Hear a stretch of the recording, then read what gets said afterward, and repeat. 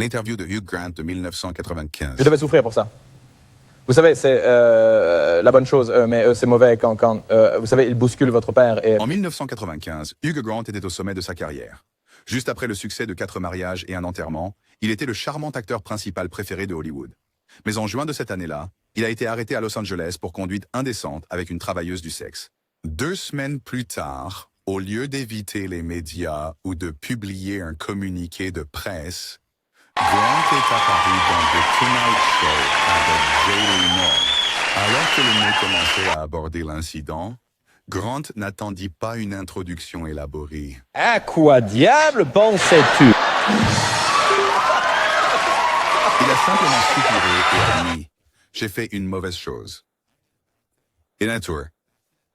Ah bah, d'excuses. Je pense que dans la vie, on sait à peu près ce qui est bien à faire et ce qui est mauvais.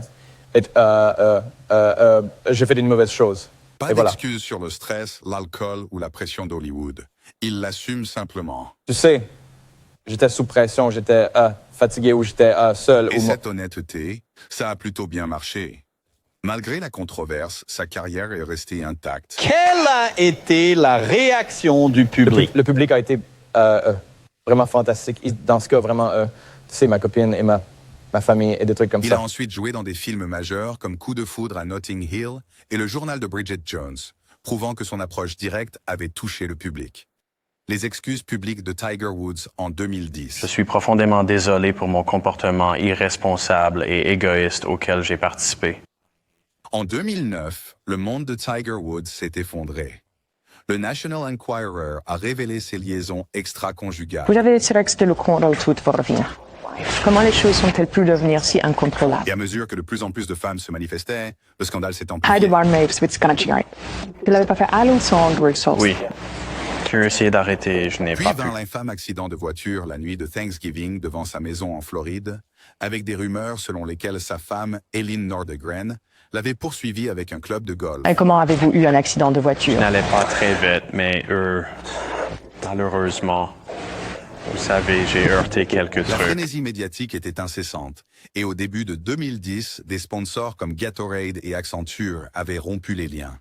Son image immaculée était en ruine, et sa carrière de golfeur était en suspens. Après 3 mois de silence, Woods réapparut le 19 février 2010 avec des excuses soigneusement contrôlées de 14 minutes. Je veux dire à chacun d'entre vous, simplement et directement, je suis profondément désolé pour mon comportement irresponsable et égoïste auquel j'ai participé. Dans une déclaration rigide et scriptée, il a admis « J'ai été infidèle, j'ai eu des liaisons, j'ai trompé ». J'ai été infidèle. J'ai eu des liaisons. J'ai trompé. Ce que j'ai fait est inacceptable et je suis le seul à blâmer. Il s'est excusé auprès de sa famille, de ses fans, et a même défendu ses croyances bouddhistes en réponse aux spéculations sur sa chute morale. Cela m'enseigne à cesser de suivre chaque impulsion et à apprendre la retenue. Aucun journaliste n'a été autorisé à poser des questions, et son discours robotique a laissé beaucoup de gens penser que les excuses étaient calculées plutôt que sincères. Interview de Lance Armstrong en 2013 avec Oprah Winfrey. Ma réponse en disant que c'est trop tard. Je considère cette situation comme un gros mensonge. Pendant plus d'une décennie, Lance Armstrong était une célébrité du cyclisme. Avec 7 victoires consécutives au Tour de France, une histoire de survie au cancer et sa fondation Livestrong, il était un héros mondial. C'était surréaliste à regarder. Vous devez comprendre, c'est un homme qui s'est battu de toutes ses forces pour maintenir ce mensonge. Cependant, des rumeurs sur le dopage le suivaient depuis des années. À chaque accusation, Armstrong la niait, traitant de menteur ceux qui le remettaient en question, et poursuivant même les journalistes en justice. Il jurait qu'il était propre. A combattu avec tout ce qu'il pouvait pour maintenir ce mensonge à travers des attaques virulentes, des menaces et des Mais procès. finalement, l'agence antidopage américaine a découvert un vaste système de dopage. Armstrong a été dépouillé de tous ses titres du Tour de France, ses sponsors l'ont abandonné et Livestrong a coupé les ponts. Sa réputation a été brisée. Mais hier soir, Lance Armstrong s'est confessé, presque comme s'il avait décidé d'appuyer sur un interrupteur quelque part au fond de lui. Dans une tentative de reconstruire son image, Armstrong a accordé une interview très médiatisée avec Oprah Winfrey en janvier 2013. Je voudrais que vous me l'expliquiez. Y avait-il, vous savez, des livraisons de pilules? du sang dans des réfrigérateurs secrets. Est-ce qu'il y avait... Comment ça Ce fonctionnait? n'était pas n'importe quelle conférence de presse. C'était Oprah, la reine des confessions de célébrités. Quand Oprah a demandé de manière directe s'il avait déjà utilisé des drogues améliorant la performance, Armstrong a simplement répondu « Oui ». Avez-vous déjà pratiqué le dopage sanguin ou utilisé des transfusions sanguines pour améliorer vos performances en cyclisme? À ce moment-là, des années de démentis se sont effondrés. Au cours de l'interview en 2 soirées, Armstrong a admis s'être dopé lors de toutes ses victoires au Tour de France. Dans chacune de vos 7 victoires au Tour de France, avez-vous jamais pris des substances interdites ou pratiqué le dopage sanguin? Et avoué avoir menti pendant des années. Il a même suggéré qu'il n'aurait peut-être pas été découvert sans sa tentative de retour en 2009. À votre avis, était-il humainement possible de gagner le Tour de France 7 fois de suite sans dopage? Pas selon moi. L'interview de Paul Hadden dans l'émission Today Show en 2013. Tu seras ici vendredi. Tu as dit que tu étais épuisé. Tu m'as dit que tu étais bouleversé. Comment vas-tu aujourd'hui? J'étais juste submergé. Paul Hadden était l'une des chefs célèbres les plus connus en Amérique. La reine du beurre, de la cuisine réconfortante du Sud et de la personnalité exubérante. Elle avait des émissions télé, des livres de cuisine, des restaurants et tout. Puis vint le mois de juin 2013. Un procès apparaît, alléguant discrimination au travail et racisme dans ces restaurants. Êtes-vous raciste? Non, je ne le suis Par pas. naissance, par choix, par osmose, vous ne ressentez pas que vous avez des tendances racistes? Non. Et le gros titre, elle a admis lors d'une déposition qu'elle avait utilisé le mot « nègre » par le passé. Que vous ayez utilisé le mot en haine ou non? Le jour où j'ai utilisé ce mot, c'était il y a un monde. La réaction a été instantanée. La chaîne Food Network l'a lâché, Walmart, Target et d'autres grands détaillants ont coupé les ponts. Les gens étaient Food furieux. Network dit que c'est fini. Smithfield Foods a déclaré qu'il rompait leur lien avec vous. QVC, un grand partenaire à vous, pèse ses options. L'empire de Paula s'effondrait. Alors, que fit-elle? Elle réserva une interview avec Matt Lauer dans le Today Show pour s'expliquer. Elle se présenta, l'air bouleversé, les yeux bouffis, comme si elle avait pleuré toute la nuit. Pensez-vous avoir été traité équitablement par vos partenaires commerciaux? Laissez-moi dire ceci. Et dès le début, on peut dire que cela ne se passait pas bien. Matt Lauer a demandé directement « Es-tu raciste ?» Paul Hadden est-elle raciste? Alors je vous pose la question, franchement, êtes-vous raciste? Et Paula, au lieu de donner une réponse claire, commence à divaguer. Elle dit « Je crois que chaque créature sur cette terre a été créée égale. » Elle continue, parlant de comment elle ne comprend pas pourquoi les gens sont en colère Je contre crois elle. que chaque créature sur cette terre, chacune des créatures de Dieu, a été créée également. Comment elle est traitée injustement, et à un moment, elle a même supplié le public. Si quelqu'un parmi vous n'a jamais dit quelque chose qu'il souhaiterait pouvoir retirer, alors ramassez cette pierre et lancez-la si fort vers ma tête qu'elle me tue. J'aimerais qu'il puisse revenir en arrière si vous êtes là, s'il vous plaît. Prenez cette pierre et lancez-la si fort sur ma tête que ça me tue, s'il vous plaît. Paula ne s'excuse jamais vraiment correctement. Elle pleurait, oui, mais au lieu de montrer de vrais remords, elle continue d'agir comme si elle était la victime. L'interview a été moquée partout. Sa marque ne s'est jamais vraiment remise. Elle a perdu des millions, et bien qu'elle soit toujours présente, elle n'a jamais retrouvé ce niveau de célébrité sur Food Network.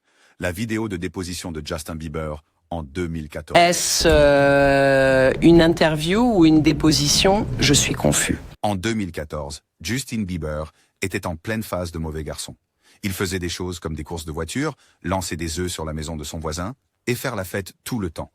Il causait des problèmes et il s'est ensuite retrouvé impliqué dans un procès parce que son garde du corps était accusé d'avoir attaqué un photographe. Êtes-vous conscient que Scooter Braun sait que vos gardes du corps ont attaqué des photographes? Quoi, objection?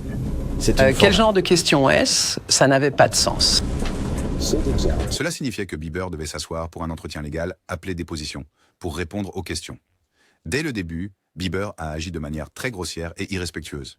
Il s'est assis sur sa chaise comme s'il s'en fichait, levant les yeux au ciel et esquissant un sourire en coin. Question. Vous avez une question sur ma question. Aujourd'hui, ce n'est vous avez pas le droit à vous de d'être parler à ma clair place. pour que vous puissiez être clair. Quand on lui a demandé s'il était déjà allé en Australie, il a fait semblant d'être confus et a dit sarcastiquement Je ne sais pas si je suis allé en Australie. Suis-je allé en Australie? Te souviens-tu d'avoir jamais été en Je ne Australie? sais pas si je suis allé en Australie. Suis-je allé en Australie? Puis, lorsqu'on lui a posé des questions sur son mentor, Usher, Bieber a dit « Je pense que j'ai été préjudiciable à ma propre carrière. Je pense qu'Usher a été très instrumental pour ta carrière. Et c'était génial. J'ai été trouvé sur YouTube. Je pense que j'ai été préjudiciable à ma propre carrière. » Mais le pire, c'est quand l'avocat a demandé à propos de Selena Gomez. Bieber s'est vraiment énervé, a regardé la caméra et a dit « Ne me demandez plus jamais à son sujet. » As-tu déjà parlé avec Selena Gomez? Ne me demande pas à propos d'elle à nouveau. Au lieu de traiter cette interview juridique sérieuse comme un adulte, Bieber en a fait un spectacle, agissant comme s'il était trop cool pour tout cela. Ne me demande plus à son sujet. Ne me demande plus à son sujet. Ne me demande plus à son sujet. Ne me demande plus. Ne me demande plus à son sujet. Il était clair qu'il ne prenait pas la situation au sérieux, ce qui a fait penser aux gens qu'il agissait comme un adolescent gâté. Réaction négative à la performance de Miley Cyrus au MTV VMA en 2013. En 2013, Miley Cyrus a complètement chamboulé la donne. Fini la douce et innocente Hannah Montana que tout le monde connaissait et aimait. À la place, elle était audacieuse et rebelle, et elle a choisi les MTV Video Music Awards pour montrer au monde son nouveau personnage.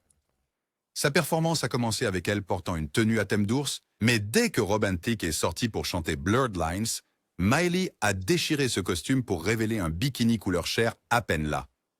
La foule était déjà stupéfaite, mais que s'est-il passé ensuite? Ce doigt en mousse.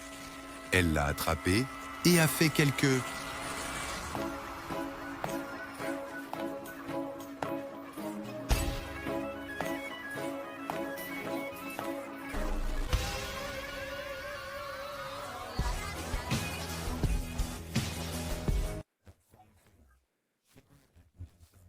Des choses très suggestives, qui ont laissé tout le monde soit rire maladroitement, soit grimacer. Puis, les choses ont encore dégénéré lorsque Miley s'est tournée vers Robin, qui avait 36 ans, et a commencé à twerker sur lui. Toute la foule semblait inconfortable. La famille de Will Smith avait l'air mortifiée. Les réactions étaient intenses. Les gens n'arrêtaient pas d'en parler. Certains étaient choqués, d'autres riaient, mais cela ne pouvait définitivement pas être oublié. C'était audacieux. C'était avant-gardiste. Et c'était définitivement une nouvelle Miley. Ce qui était clair, c'était que Miley était officiellement entrée dans un nouveau chapitre controversé de sa carrière. Les excuses de Ryan Lochte en 2016 dans Dancing with the Stars. La police a dit lors de leur conférence de presse que vous étiez en colère. Les excuses de Ryan Lochte à Danse avec les stars en 2016 sont l'exemple parfait d'une tentative de bien faire et de se tromper complètement. Lochte était au sommet de sa célébrité après avoir remporté plusieurs médailles olympiques. Il n'y a aucune raison de sortir une arme contre nous, alors que nous ne faisions rien. Mais au lieu de célébrer ses victoires, il s'est retrouvé pris dans un scandale lors des Jeux olympiques de Rio. Après une nuit de fête, il a dit à la presse que lui et ses amis avaient été volés sous la menace d'une arme par des hommes se faisant passer pour des policiers. Le monde était choqué. Un héros olympique. Avec une arme pointée sur nous pour rien de ce que nous avons fait. Une victime d'un tel crime violent au Brésil? Les médias s'en sont régalés. Mais ensuite, la vérité a éclaté. Le vol n'a jamais eu lieu.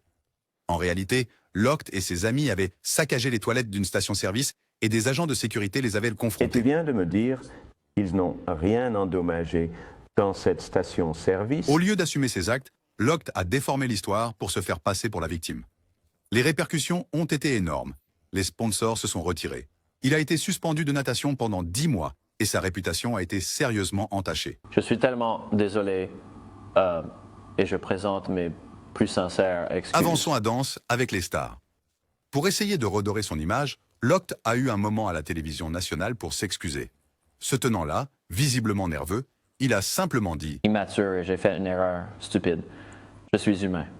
J'ai fait une erreur et j'ai certainement appris de J'ai cela. fait une erreur. C'était une grosse erreur, et je le sais. Mais je suis un être humain. J'ai appris de cela. » Et c'était tout. Il n'y avait pas de réelle émotion, pas de profonde réflexion. Juste une tentative rapide et mécanique de gestion de crise. Vraiment désolé pour... J'ai honte. C'était presque douloureux. douloureux à regarder. Ses concurrents semblaient même avoir pitié de lui. Mais le public, ce n'était pas suffisant. Un comportement immature et en état d'ébriété a un peu terni cela. Les excuses semblaient creuses et n'ont pas beaucoup contribué à améliorer son image. L'interview de Kevin Hart en 2019 dans Good Morning America. C'était incroyable. Vous savez, avoir l'opportunité de travailler sur une histoire vraie. Bien sûr, le film est un remake de la version française. L'interview de Kevin Hart en 2019 dans Good Morning America a été un véritable moment de rédemption et de réflexion. Si vous avez suivi Kevin Hart, vous savez que sa vie a eu beaucoup de hauts, comme devenir une méga star de la comédie, un producteur de films, et même l'animateur des Oscars 2019. Mais le point bas a été certainement toute la controverse des Oscars en 2018. J'aime travailler avec Brian parce qu'il est un de mes acteurs préférés. Il peut faire de la comédie, il peut jouer des rôles dramatiques. Alors, comment était-ce de travailler avec lui? Il est le meilleur. Kevin Hart a été annoncé comme l'animateur des Oscars de 2019 et les gens étaient enthousiastes. Il est drôle, accessible et venait d'atteindre un nouveau niveau de célébrité. Où nous pleurions et il racontait l'histoire de comment il est devenu paralysé, du cou vers le bas. Il pleurait à chaudes larmes. Et ils ont dit, coupez.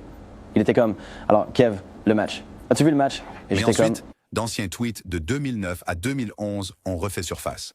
Ce n'étaient pas juste des tweets quelconques, ils étaient homophobes.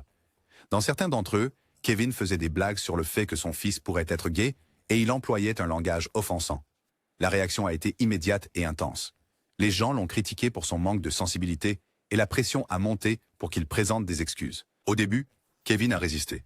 Il a dit qu'il s'était excusé pour ses blagues il y a des années, alors pourquoi y revenir? Mais ensuite, l'Académie est intervenue, lui disant qu'il devait soit s'excuser à nouveau, soit renoncer à son rôle d'hôte.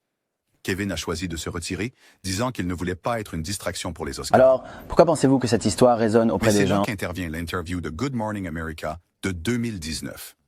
Kevin était resté silencieux pendant un moment après avoir renoncé aux Oscars. L'histoire de deux hommes qui viennent de deux côtés différents du monde, qui n'ont pas de compréhension. Mais au début de 2019, il s'est assis avec Michael Strahan dans l'émission Good Morning America pour une conversation franche sur toute la situation. C'est là que l'on voit vraiment Kevin réfléchir à ses actions passées et aux conséquences de ses anciens tweets. Cette interview était pleine d'une honnêteté brute. Kevin était calme, posé et sincère. Il a admis qu'il avait fait une erreur. Je lui donne ça, et ce que je reçois de lui, c'est l'éducation et la compréhension. Il avait grandi grâce à cette expérience et qu'il ne voulait pas rester bloqué dans le passé. Il a parlé de comment il essayait d'être une meilleure personne pour ses enfants et pour les gens qu'il admirait. Mais dans un moment typique de Kevin Hart, il a quand même ajouté une touche d'humour, comme quand il a dit qu'il était trop vieux pour essayer de revivre les choses. Excuse de Megyn Kelly concernant ses commentaires de 2018 sur le blackface. Je commence par 2 mots. Je suis désolée. Les commentaires de Megyn Kelly en 2018 sur le blackface ont été un énorme scandale et un exemple majeur de comment des commentaires insensibles peuvent exploser. En octobre 2018, Megyn Kelly, une ancienne présentatrice de Fox J'ai News, défendu l'idée, disant que tant que cela restait respectueux et faisait partie d'un costume d'Halloween, cela semblait acceptable. parlait des costumes d'Halloween à l'antenne. Il discutait des costumes inappropriés ou offensants.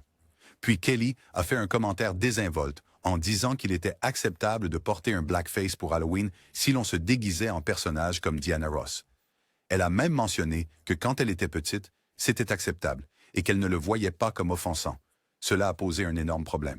En 2018, tout le monde savait que le blackface était raciste et offensant. Étant donné l'histoire du blackface, utilisé de manière terrible par des racistes dans ce pays, ce n'était pas quelque chose que l'on pouvait simplement ignorer. Les gens ont immédiatement souligné à quel point elle était déconnectée, montrant un manque de compréhension du racisme et des questions culturelles. Les réseaux sociaux ont explosé de réactions négatives. Célébrités, militants et fans l'ont toutes et tous interpellé pour avoir manqué de respect à l'histoire des Noirs.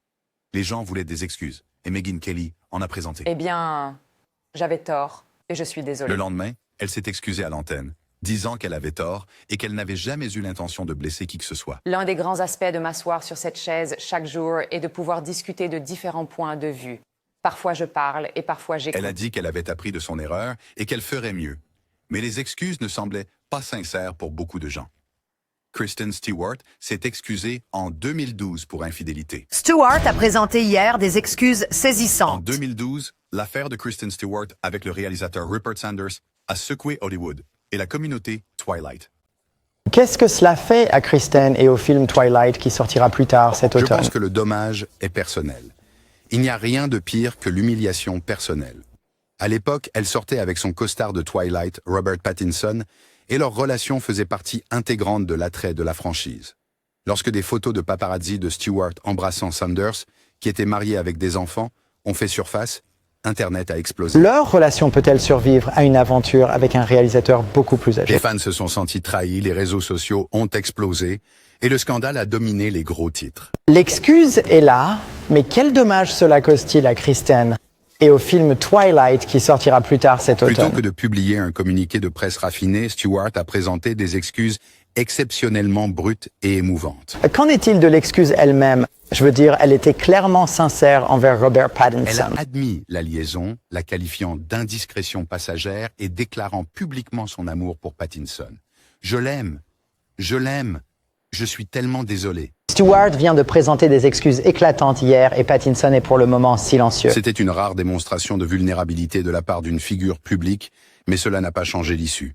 Pattinson a déménagé, le mariage de Sanders s'est terminé par un divorce, et les fans de Twilight sont restés amèrement divisés. Qu'est-ce que Robert Pattinson fait maintenant, rapidement? Il ne dit rien à ce sujet. Il continue, il sourit, et il fait la promotion du film. Certains ont soutenu Stewart, tandis que d'autres ne lui ont jamais pardonné. Le scandale a eu un impact sur la carrière de Stewart. Elle s'est éloignée des blockbusters traditionnels et s'est concentrée sur les films indépendants, passant des années à tenter de reconstruire sa réputation. Entretien de Roseanne Barr en 2018 après un tweet raciste. Le travail de ma vie, tout. J'ai fait une erreur. Et j'en ai payé le prix. L'interview de Roseanne Barr en 2018 après son tweet raciste est l'un de ces moments qui restent gênants à évoquer. Ils ont commencé à dire que j'étais raciste, ce qui est la pire chose que vous pouvez dire à un juif, surtout à quelqu'un comme moi qui a grandi avec des survivants de l'Holocauste. Voici ce qui s'est passé. C'était en mai 2018. Et Roseanne Barr était au sommet avec le reboot de son émission télévisée à succès. Roseanne. La série avait fait sensation et le revival fonctionnait vraiment bien dans les audiences. Mais ensuite, Roseanne a posté un tweet qui a tout fait dérailler. Dans le tweet, Barr comparait Valerie Jarrett, une ancienne conseillère du président Obama, à un singe. Le tweet complet disait quelque chose comme « La confrérie musulmane et la planète des singes ont eu un bébé, BJ ». Le tweet était bien sûr profondément offensant et raciste, et les gens ont immédiatement réagi avec choc et colère. J'ai tellement peur de sortir parce que je me dis que tout le monde pense que je suis raciste. Vous savez, et je vis sur une île où il n'y a que des gens de couleur. Je suis là, oh punaise, vous savez. Ce n'était pas juste un commentaire désinvolte. C'était une attaque raciste flagrante, et les gens ne l'ont pas toléré. Quelques heures plus tard, ABC, la chaîne derrière Roseanne, a annoncé qu'elle annulait l'émission. Il ne pouvait, ni ne voulait, soutenir les commentaires de Barr. Sa carrière à la télévision était en chute libre. Mais le véritable drame a commencé lorsque Roseanne a donné une interview sur Good Morning America d'ABC, seulement quelques jours plus tard, en essayant de s'expliquer. La première chose était le choc qu'il disait que c'était racial alors que c'est politique. Et c'était difficile à accepter. Et disons juste que ça ne s'est pas passé comme prévu. Lors de l'entretien avec Robin Roberts de ABC, Barr a essayé d'expliquer ce qui s'était passé. Elle a dit qu'elle était désolée pour la peine causée par son tweet. J'ai fait une erreur, évidemment. Ça m'a tout coûté. Mais ensuite, c'est là que ça devient vraiment inconfortable. Elle a essayé de minimiser la situation. Elle a affirmé que le tweet était une blague et qu'elle ne voulait pas dire ce que les gens ont compris. Elle a dit qu'elle ne savait même pas que Valerie Jarrett était noire quand elle a fait la comparaison. Elle a qualifié le tweet de stupide, mais ensuite, au lieu d'assumer vraiment l'entière responsabilité, elle a rejeté la faute. Transformons vraiment cela en une occasion d'apprentissage. Nous devons parler de la race et de tout ce qui y est lié. Elle n'arrêtait pas de dire qu'elle était mal comprise et insistait sur le fait que son tweet n'était pas raciste, juste une déclaration politique. La vidéo d'excuses de Shane Dawson de 2020. Je suis tellement désolé. Je suis vraiment désolé. La vidéo d'excuses de Shane Dawson de 2020 est l'une des vidéos d'excuses les plus analysées sur Internet, et pour de bonnes raisons. Au moment où Shane a publié cette vidéo, il faisait déjà face à une énorme vague de critiques.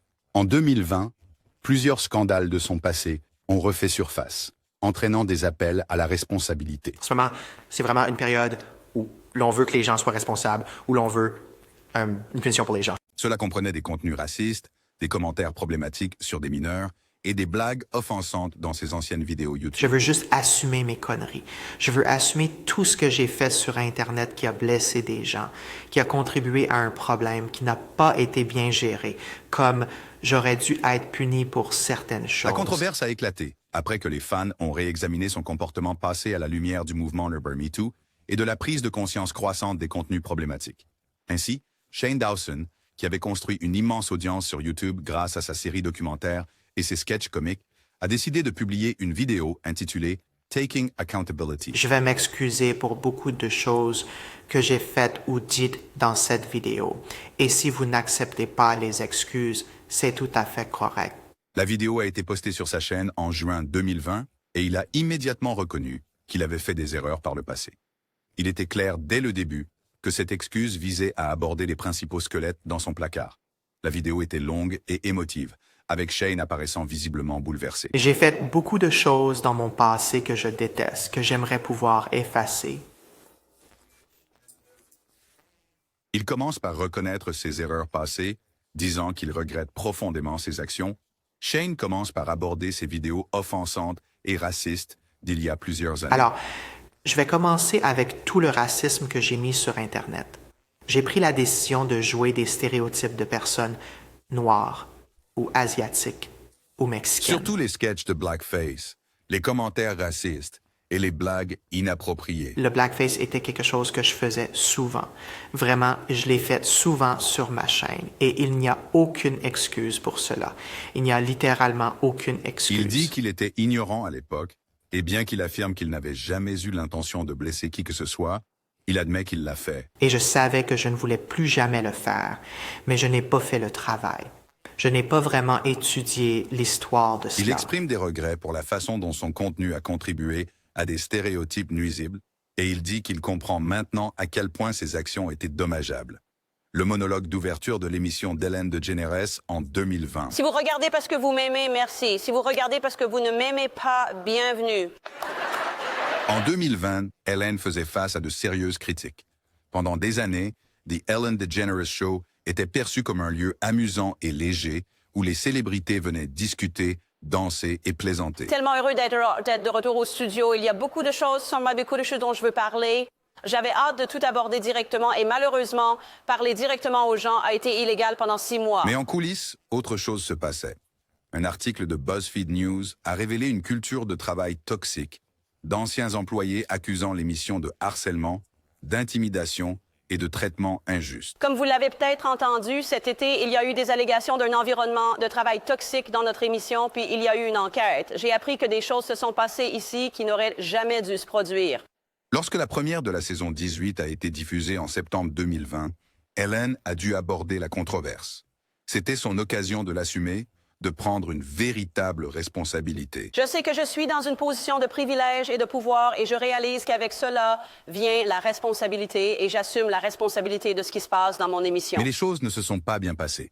Elle a dit « Je suis vraiment désolée pour ceux qui ont été blessés et je ne suis pas là pour chercher des excuses. » Mais cela a juste rendu tout étrange. J'ai appris que des choses se sont produites ici qui n'auraient jamais dû se produire. Je prends cela très au sérieux et je veux dire que je suis vraiment désolée pour les personnes touchées. Les excuses n'ont pas fonctionné.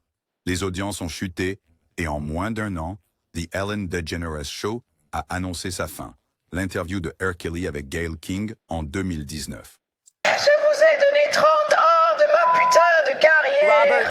30 ans de ma carrière et vous essayez de me tuer. En 2019, R. Kelly était déjà dans de sérieux ennuis juridiques. Les accusations portées contre lui, remontant au début des années 2000, avec des allégations d'abus et de mauvaise conduite envers des jeunes filles mineures, l'avait finalement rattrapé. Vous avez accepté de le faire. Pourquoi êtes-vous assis avec nous aujourd'hui? Je suis vraiment fatigué de tous les mensonges. J'ai entendu des choses et, vous savez, vu des choses sur les blogs et, vous savez, je suis juste Après fatigué. avoir survécu à des années de rumeurs, de batailles juridiques et plusieurs scandales, Des petites filles piégées dans le sous-sol, des hélicoptères au-dessus de ma maison, essayant de sauver quelqu'un qui n'a pas besoin d'être sauvé, parce qu'elles ne sont pas dans ma maison. Kelly a été arrêté et inculpé de plusieurs chefs d'abus sexuels, y compris d'agressions sexuelles criminelles. Beaucoup de choses qui ne vont pas. L'interview était remplie de tensions.